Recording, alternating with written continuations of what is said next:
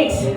I'm so happy. Tonight has been like really, really exciting. I'm sad that we're not at New Dodge anymore, but I'm really, really happy for what this room has to offer everybody.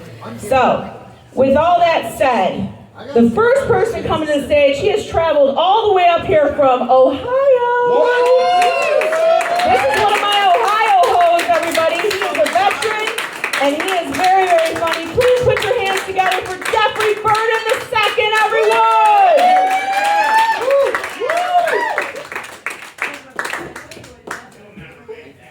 Why, thank you.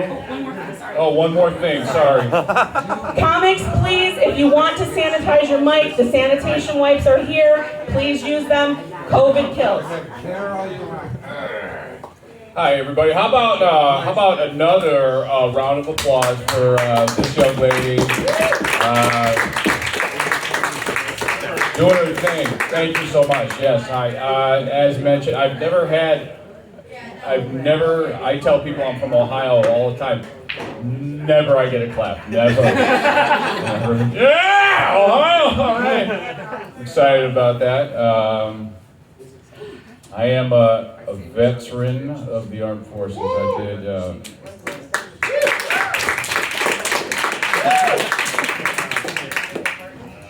And thank you for your tax dollars. Very much. Could have done it without you. Super excited about that. I don't brag. I was in the Air Force. I don't brag about that. You don't hear me bragging about that. Like in basic training, we were forced to iron our underwear perfectly, and I'm talking to my nephew who's in the Army. He's like, what the fuck is that shit? We did push-ups, and we did too, but they really kind of forced it into us, like if you didn't do it correctly, you could be sent back in training or even flunk out of basic training. It's just a little awkward. So, just imagine the importance they put on folding your underwear. It's like, we're being attacked! Airman Burnett, status on your underwear. It's, I need a firearm, man, That's what that is. Yeah. I'm also a married guy. Been married. Well, I apologize. I'm trying to forget. Right? I'm trying to forget. 7 years. Last October, married 7 years. We're probably gonna get a divorce. Yeah. She breaks my balls all the time. I love my wife.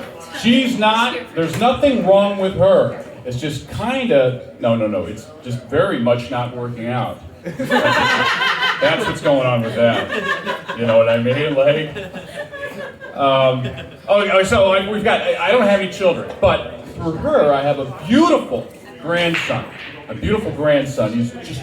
God, he's like an X-Men mutant of beauty, because he's African American and Caucasian, and he kind of looks like the Dwayne Johnson of 6-year-olds, you know what I mean? It's a little scary when he goes to hit me. I'm like, whoa, I don't know if I'm prepared.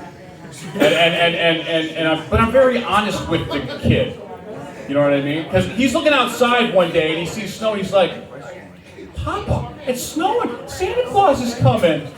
I'm like, Santa Claus isn't real. It's not real. My wife's like, if you ruin Santa Claus for him, we are done.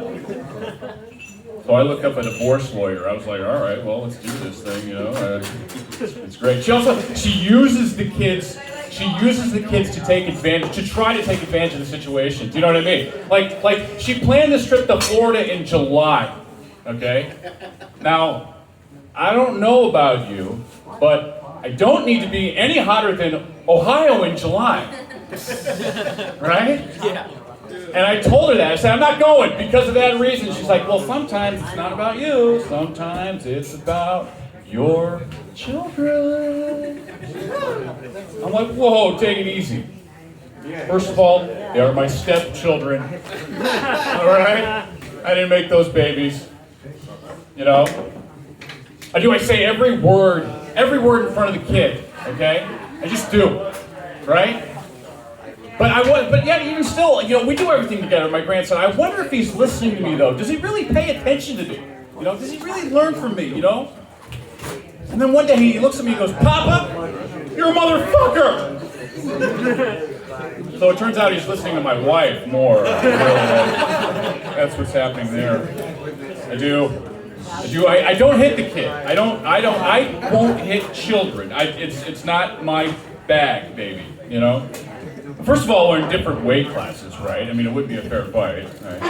But I get mad. I make mistakes. I get impatient. Like I'm taking him to bed, and I want him to brush his teeth, and he's not listening to me. I'm like, would you please just brush your teeth?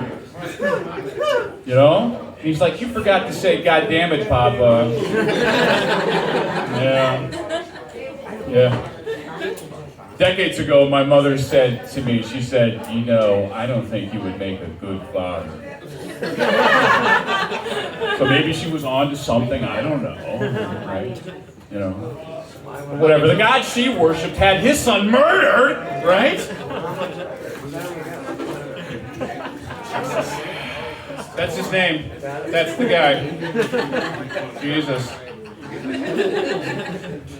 Not him right there, it's what he said, that's what I mean. I don't talk to my father. No, that's not right. I don't see my father that often. He left when I was 3. But I stay in touch with him. We have a working conversation, relationship, and it's kind of awkward because we're on the phone, and every time we go to say goodbye, which most of the time he's trying to get off the phone with me, he's like, son, I love you like the yellow in the sun and the blue in the sky. Looking at a Bob Ross painting right now, dude? Is that what we're doing? Yeah. I don't know. It's crazy. And he's very patriotic veteran. He served Vietnam era, okay? Almost 60 years ago. And he says to me, he's like, son, let me tell you, those Vietnam era veterans that died, they died for you. I'm like, really, Dad, that's amazing. You couldn't even be around me when I was 3 years old. Wow. Wow. I do love my wife. I do. I'm not worthy. I am not worthy,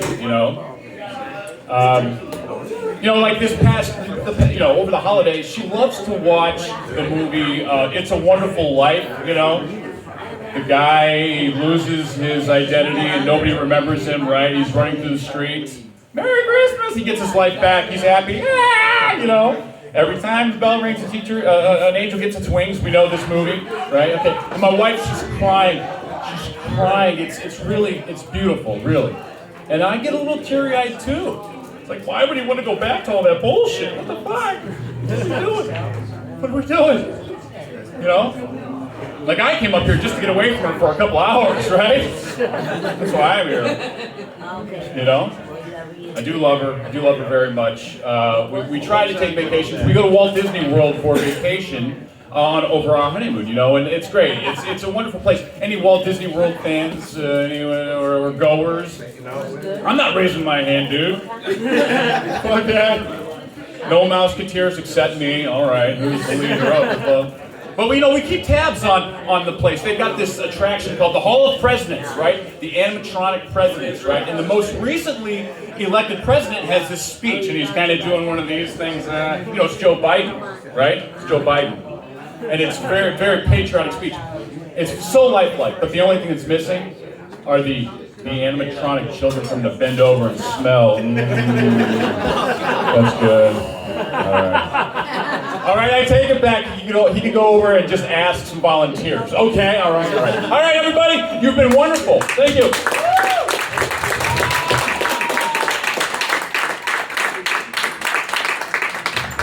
Give it up one more time for Jonathan, everybody. Jeffrey Burden. Sorry, I keep wanting to say John.